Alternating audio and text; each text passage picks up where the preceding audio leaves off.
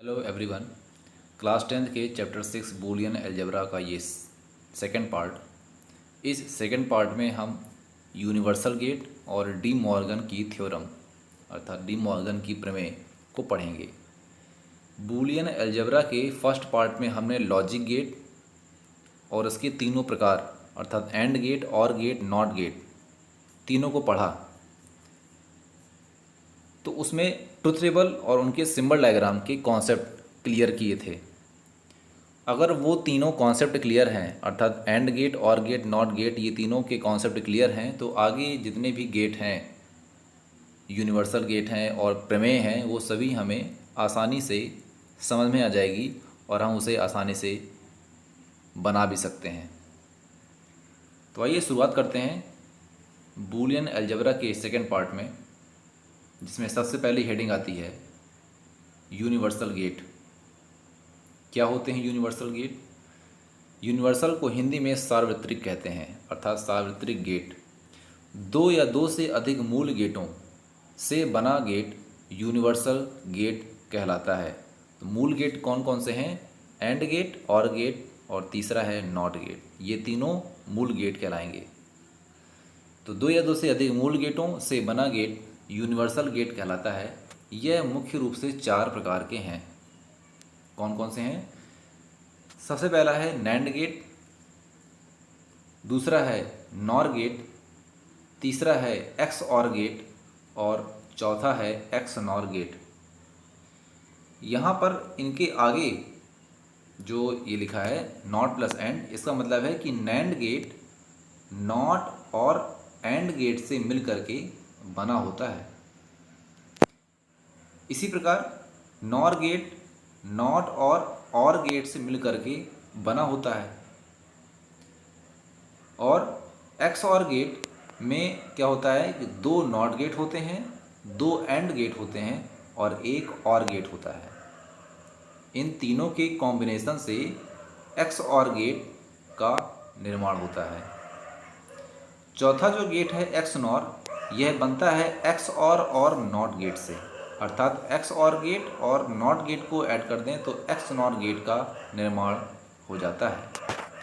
आगे चलते हैं, इसी में नैंड गेट के बारे में जानेंगे कि नैंड गेट कैसे बनता है, क्या क्या उसकी प्रोसेस है। तो नैंड गेट नॉट और एंड गेट से मिलकर बना होता है। इस गेट में भी दो या दो से अधिक इनपुट वेरिएबल होते हैं तथा एक ही आउटपुट वेरिएबल होता है। नैंड गेट का आउटपुट एंड गेट के आउटपुट का पूरक होता है।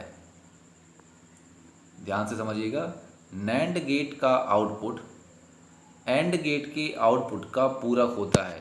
पूरक की क्रिया हमने पढ़ी है कि पूरक क्या होता है। पूरक होता है 0 का 1 और 1 का हो जाता है 0। अर्थात अगर किसी कॉलम में 0 1 है तो उसका दूसरे कॉलम में पूरक हो जाएगा 1 0।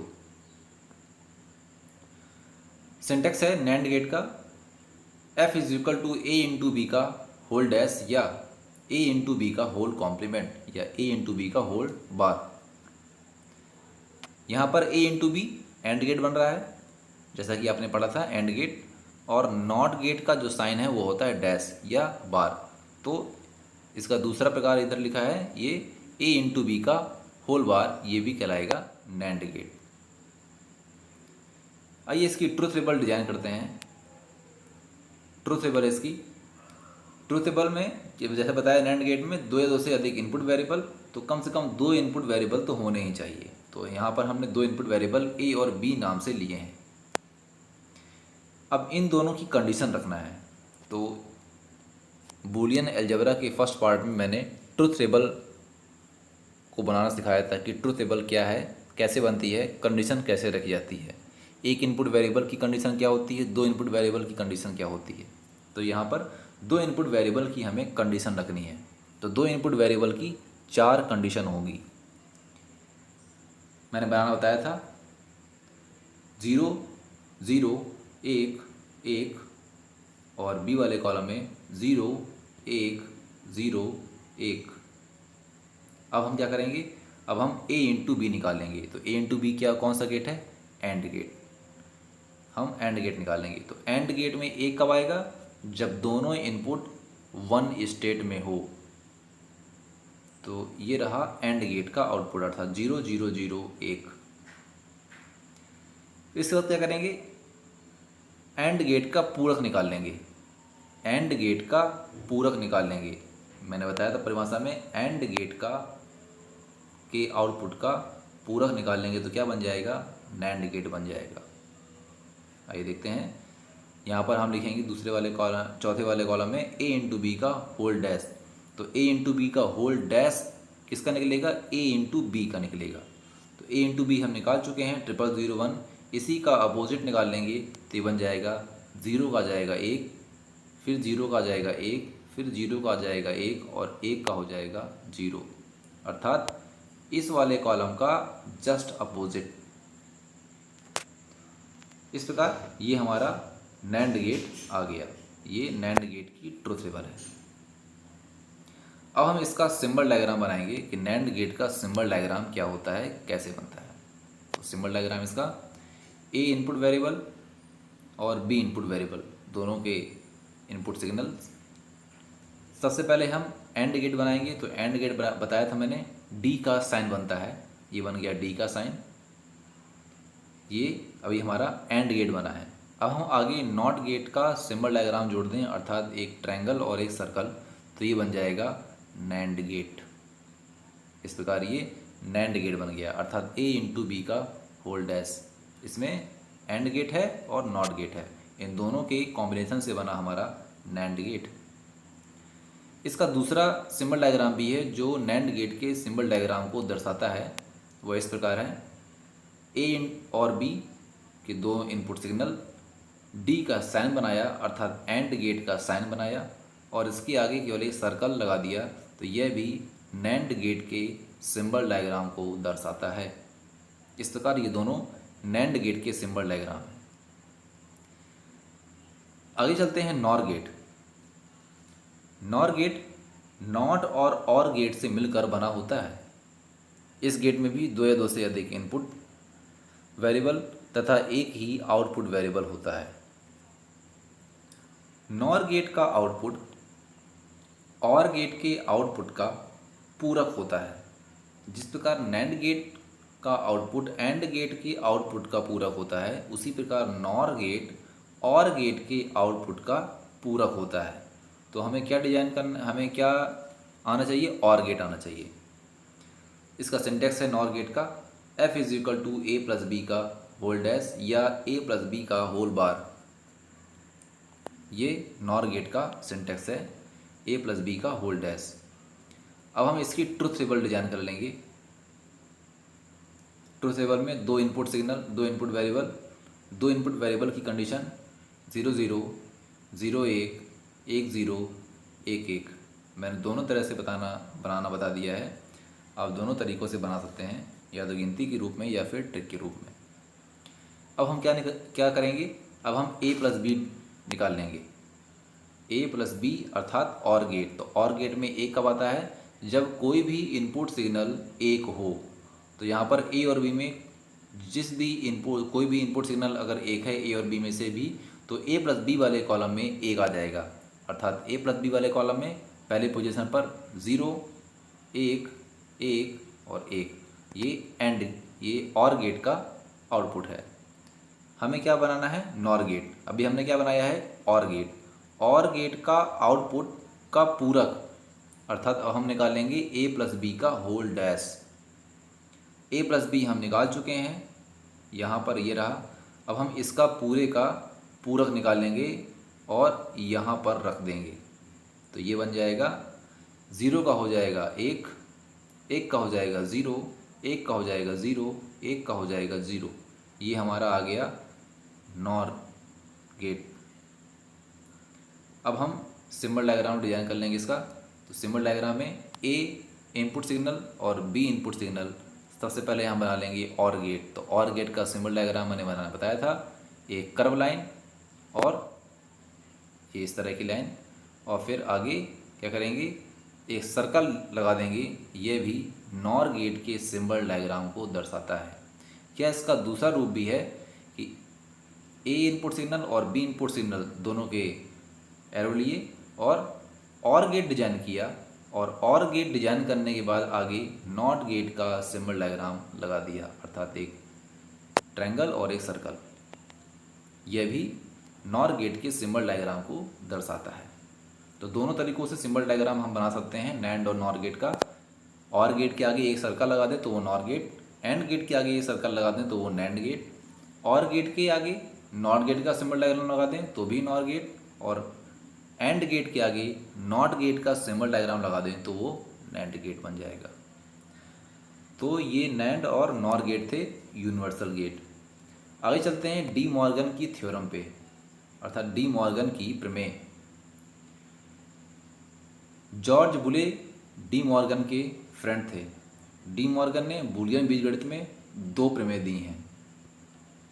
पहली प्रमेय का कथन है, जैसा कि आप मैथ में पढ़ते हैं कि उसका कथन लिखते हैं, फिर उसका जो फॉर्मूला अर्थात जो सिद्ध करना है उसे लिखेंगे, फिर उसे आप सिद्ध करेंगे और फिर उसका फिगर आप डिजाइन करते हैं। ये इतना मैथ में आप करते हैं। तो सेम वही लगभग प्रोसेस इसमें भी है। पहले प्रमेय, इसका कथन है एक लॉजिकल योगफल का पूरक लॉजिकल पूरक के अलग अलग गुणनफल के बराबर होता है। ध्यान से देखिएगा, आपको ये याद हो जाएगा। एक लॉजिकल योगफल का पूरक लॉजिकल पूरक के अलग अलग गुणनफल के बराबर होता है। क्या बन जाएगा, देखिएगा ध्यान से, मैं बनाना बता दे रहा हूँ। योगफल का पूरक एक लॉजिक योगफल, इतना पहले एक लॉजिक योगफल, तो योगफल किसका होगा, 2 का होगा। ये 2 वेरिएबल हैं, इनका योगफल का पूरक अर्थात इसका पूरे का पूरक होल डैश बराबर है किसके, लॉजिकल पूरक के अलग अलग। ए इनपुट वेरिएबल इधर भी है, बी इनपुट वेरिएबल इधर भी है, तो दोनों वेरिएबल इनपुट इधर भी होंगे, अर्थात ए डैश और बी डैश, अर्थात यह कहा लॉजिकल पूरक के अलग अलग। ये इस पर ध्यान रखना है, लॉजिकल पूरक के अलग अलग। ए डैश भी अकेला है और बी डैश भी अकेला है। क्या बन जाएगा, इसके गुणनफल के बराबर होता है। ये बन गया फॉर्मूला। आइए देखते हैं इसको। ये इसका सिंटेक्स है, ए प्लस बी का होल डैश बराबर ए डैश इंटू बी डैश, अर्थात यहाँ पर ये आ गया एक लॉजिकल योगफल का पूरक बराबर है लॉजिकल पूरक के अलग अलग गुणनफल के। ठीक, आगे इसकी दूसरी प्रमेय है, सेम इसी का अपोजिट, जहाँ पर योगफल है वहाँ पर गुणनफल कर देना है, और जहाँ पर गुणनफल है वहाँ पर योगफल करके हम डी मॉर्गन की दूसरी प्रमेय प्राप्त कर सकते हैं। देखिए कैसे, कथन इसका है एक लॉजिकल गुणनफल का पूरक लॉजिकल पूरक के अलग अलग योगफल के बराबर होता है। इसका सिंटेक्स है ए इंटू बी का whole dash is equal to A dash plus B dash. यहाँ पर ये गुणनफल का पूरक जो इक्वल है लॉजिकल पूरक के अलग अलग योगफल के। इस प्रकार ये 2 प्रमेय हैं। अब इन दोनों प्रमेयों को हम सिद्ध करेंगे ट्रुथ टेबल से, और फिगर के रूप में इसका सिंबल डायग्राम डिजाइन करेंगे। तो आइए पहली प्रमेय हम सिद्ध करते हैं, ए प्लस बी का whole dash is equal to A dash into B dash. ये पहली प्रमेय। इसको सिद्ध करने के लिए हम ट्रुथ टेबल से डिजाइन करेंगे, ट्रुथ टेबल से प्रूव करेंगे। तो ट्रुथ टेबल हमने डिजाइन की, यहाँ पर 2 इनपुट वेरिएबल ए और बी के नाम से हैं, दोनों तरफ हैं ए और बी, अर्थात ए और बी इधर भी हैं और ए और बी इधर भी है। तो हमें 2 इनपुट वेरिएबल लेना है, ए और बी। चलिए देखते हैं 2 इनपुट वेरिएबल की कंडीशन क्या होगी। यस, 0 0 0 1 1 0 और 1 1। अब हम क्या करेंगे, अब हम सबसे पहले ए प्लस बी में ए प्लस बी ए प्लस बी के होल डैश में ए प्लस बी निकाल लेंगे, और फिर ए प्लस बी का होल कॉम्प्लीमेंट निकाल लेंगे। देखते हैं ए प्लस बी अर्थात और गेट, चिन्ह से ध्यान रखना है। ए प्लस बी कौन सा गेट है, और गेट। ए इंटू बी कौन सा गेट है, एंड गेट। तो ए प्लस बी पूछ रहा है तो और गेट में ए कब आएगा, जब कोई भी इनपुट सिग्नल 1 हो, अर्थात 0 एक, एक और एक, ये और गेट का ट्रुथ टेबल अर्थात और गेट का आउटपुट। अब क्या करना है हमें, चौथे कॉलम में ए प्लस बी का होल डैश निकाल लेना है। तो ए प्लस बी हम निकाल चुके हैं, हम इसका होल डैश अर्थात पूरक निकाल लेंगे। तो ये आ जाएगा 1 0 0 0। हमारा लेफ्ट हैंड साइड वाला पक्ष सिद्ध हो गया अर्थात ये वाला पक्ष। अब हम क्या करेंगे, अब हम ए डैश निकालेंगे। राइट साइड वाले आप उसमें देख सकते हैं जहाँ लिखा है ए डैश इंटू बी डैश, ये वाले में सबसे पहले हम क्या निकालेंगे, ए डैश निकालेंगे और फिर बी डैश निकालेंगे। तो ए डैश किसका निकलेगा, ये वाला कॉलम। कहाँ से आंसर आएगा, इस वाले कॉलम से, अर्थात ए का डैश निकालना है हमें। तो ए का डैश ए वाले कॉलम से निकाल लेंगे। तो ए में लिखा है 0 0 1 1, तो ए डैश में आ जाएगा 1 1 0 0, अर्थात 1 1 0 0। फिर से बता दें कहाँ से निकला, ये इस वाले कॉलम से निकला है, ये इसका आउटपुट इधर निकला है। इसी प्रकार बी वाले कॉलम का हम बी डैश में मान रख देंगे। यहाँ पर बी वाले कॉलम में तो ये आ जाएगा बी डैश। बी डैश निकालने के लिए क्या करेंगे, इसका आ जाएगा बी में लिखा है 0, तो बी डैश में आ जाएगा 1, फिर 1 का हो जाएगा 0, फिर 1, फिर 0। अब क्या करेंगे, अब हम ए डैश और बी डैश दोनों के कॉम्बिनेशन का एंड गेट निकाल लेंगे। क्या लिखा है, ए डैश इंटू बी डैश, तो इंटू का साइन किस में होता है, एंड गेट में। एंड गेट में एक कब आता है, जब दोनों इनपुट कंडीशन 1 स्टेट में हो। ठीक है, तो हमें किसका निकालना है, ए डैश और बी डैश अर्थात इन दोनों कॉलम का अर्थात इन दोनों इनपुट वेरिएबल का एंड गेट निकालना है। तो इसमें एक कहाँ पर है, ये रहा एक, दोनों इनपुट कंडीशन एक है, तो आउटपुट में यहाँ पर एक आएगा और बाकी में 0 आएगा। तो ये हो जाएगा 1 0 0 0। इस प्रकार ये दोनों येलो वाले कॉलम के मान आपस में एक दूसरे से मिल रहे हैं। तो यहाँ पर क्या जाएगा, अर्थात ये दोनों कॉलम के मान आपस में सेम है, तो ये हमारा प्रूव हो जाता है, ये दोनों सेम है। तो ये प्रूव है ए प्लस बी का whole dash is equal to A dash into B dash. अब हम इसका सिंबल डायग्राम बना लेंगे। तो सिंबल डायग्राम आइए बनाते हैं। सिंबल डायग्राम में सबसे पहले लेफ्ट हैंड साइड वाला ए प्लस बी का होल डैश बनाते हैं। तो ए प्लस बी का होल डैश अभी हम पढ़ चुके हैं, कौन सा गेट है, यस नॉर गेट, जो नॉट और गेट से मिलकर के बना होता है। तो सबसे पहले हम यहाँ पर नॉर गेट का सिंबल डायग्राम बना देंगे। तो ए इनपुट एरो और बी का इनपुट एरो, इसके बाद हम और गेट का सिंबल डायग्राम बना देंगे और आगे नॉट गेट जोड़ देंगे। तो ये बन गया हमारा ए प्लस बी का होल डैश। ए प्लस बी का होल डैश ये हो गया। अब हम राइट हैंड साइड वाला पक्ष सिद्ध करेंगे, इसका सिंबल डायग्राम क्रिएट कर लेंगे। ए डैश इंटू बी डैश अर्थात ए और बी। ए कैसा इनपुट वेरिएबल है, नॉट, सबसे पहले हमें ए को नॉट बना लिया। फिर बी भी नॉट गेट है, तो बी का हमने नॉट गेट बना लिया।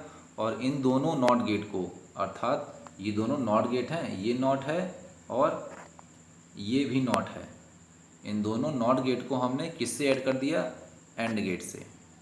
तो ये बन जाएगा, इन दोनों नॉट गेट को हम एंड गेट से ऐड कर देंगे और आगे एक आउटपुट का एरो निकाल देंगे। तो ये बन जाएगा ए डैश इंटू बी डैश।